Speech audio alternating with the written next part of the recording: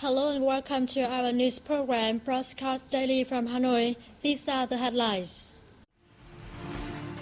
The National Assembly on November 12 begins question and answer sections on the performance of the government.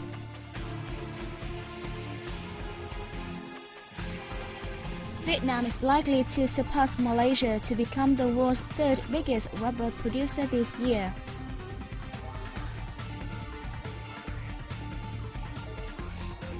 Chùa Một Cột, or the One Pillar Pagoda in Hanoi, receives a certificate of its record as the most unique architecture in Asia.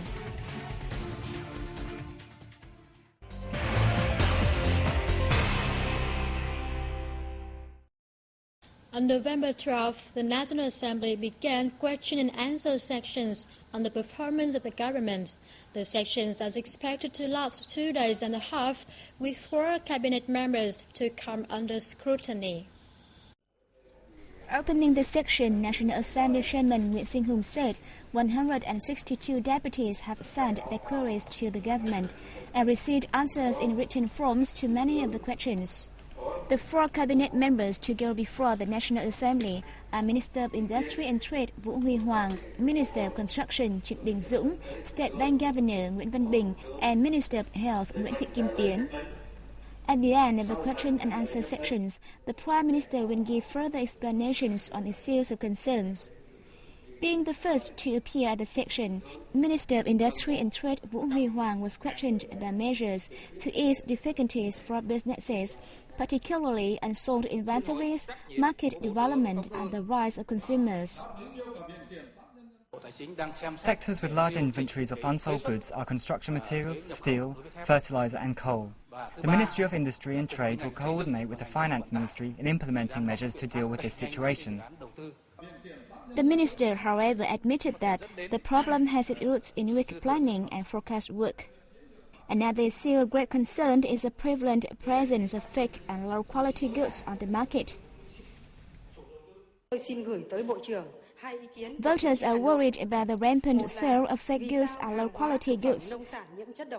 As the Market Management Agency, what has the Trade and Industry Ministry done to deal with this problem?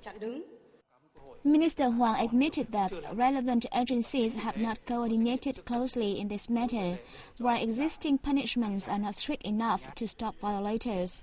He added that the ministry also lacks personnel and means to address the problem. Many deputies wanted to know about the ministry's move to build up a trademark for Vietnam's rise. In the afternoon section, it's the turn of Minister of Construction Trịnh Đình Dũng, who was questioned on the real estate market, poor quality of construction projects, and weak urban planning.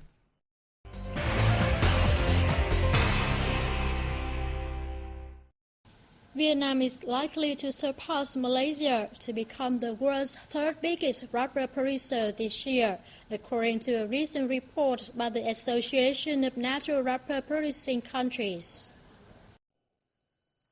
The association estimates that Vietnam would produce 955,000 tons of natural rubber this year, a year-on-year increase of over 17%. Earlier, in its September report, the association projected that the country's rubber output in 2012 would be 930,000 tons, overtaking India to take the 4th position in the list of world's biggest rubber producers. According to the Vietnam Rubber Association, the global rubber market is seeing a rising trend in terms of both consumption and production. Natural rubber makes up 42% of the market and synthetic rubber 58%.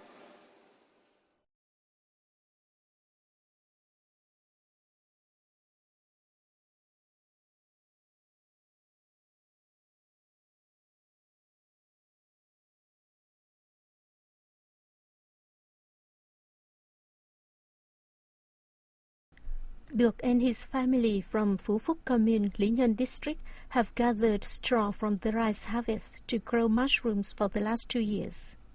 According to Duc, 300 kilos of fresh mushroom can be grown from every ton of straw, earning him between 3 to 4 million dong, equivalent to $150 to $200 each month.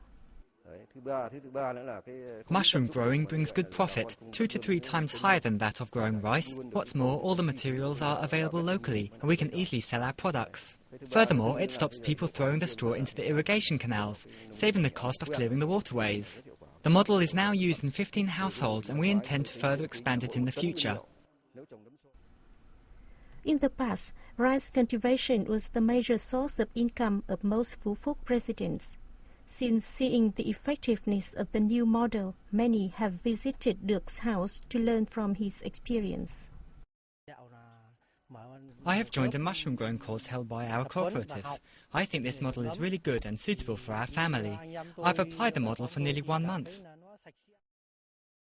According to the Provincial Department of Agriculture and Rural Development, the province will invest 38 billion dong to develop the model up until 2015. 40 households will take part in the scheme this year, rising to 220 in 2015. The success of the model in Hanam proves that growing mushroom in a sustainable way not only helps farmers increase their income, but also contributes to the national target of $1 billion annual turnover from the production of mushrooms.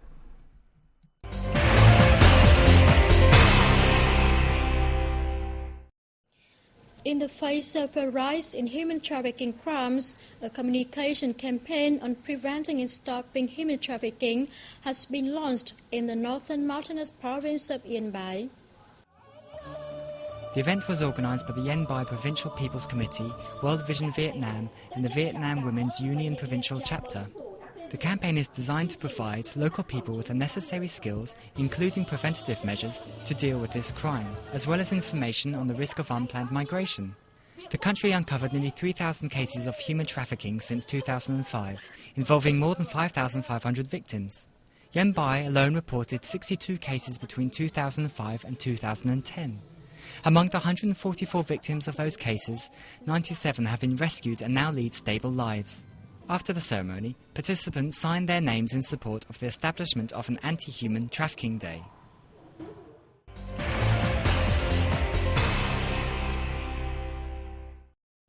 The Vietnam Buddhist Sangha hosted a ceremony on November 12th in Hanoi to receive a certificate of the most unique architecture in Asia, awarded to Chùa Một Cột, or the One Pillar Pagoda. The Asian Records Organisation made the recognition in Faridabad of India on October 10th. Originally dubbed Duin Hui, which means long-lasting happiness and good luck, the pagoda was built in 1049 at the order of King Li Taichung. During the Li dynasty, it was the site where royal ceremonies were held to celebrate such Buddhist events as Vesak or Buddha's birthday. The pagoda was built of wood on a single stone pillar, 1.25 meters in diameter, 4 meters high, and it resembled a great square-shaped lotus blossom, the Buddhist symbol of purity. With all its architectural and historical values, the pagoda was classified as a National Historic Site in 1962. During its long history, the complex has undergone a number of renovations and has become one of the most popular tourist destinations in Hanoi. The Cộng hòa Tân Kỳ Tân Quý intersection in Tân Bình district in Ho Chi Minh City has long been a hotspot of traffic congestion and accidents. However, a man has stood there for 13 years trying to regulate the traffic and keep it moving. Pham Quang Day, who lives in District 12, is there every morning, and he makes it his daily duty to oversee the traffic, especially at rush hour. The nearby residents fondly call him the grey-haired man, and whenever he appears, the traffic soon eases. He comes here every early in the morning, even before we set out for work or take our children to school. He deals with the gridlock in a very sound manner with a lot of enthusiasm. Not only at the intersection, whenever a traffic jam forms somewhere in other streets, the grey-haired man always rolls up sleeves and gets about the job. The other day I had a chance to attend a conference and met with Vice President Win Tai Dong. She said so many people die from traffic accidents, even more than during the war. That is also a reason why I do this job.